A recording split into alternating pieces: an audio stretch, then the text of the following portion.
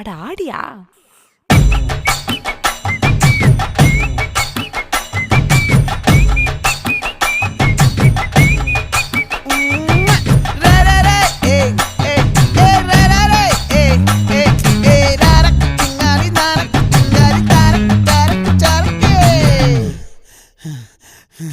விளைஞ்சிருக்கும் என் வெத்தலை கொடி, அட வளைஞ்சிருக்கும் ஒரு சன்னல் வெடி.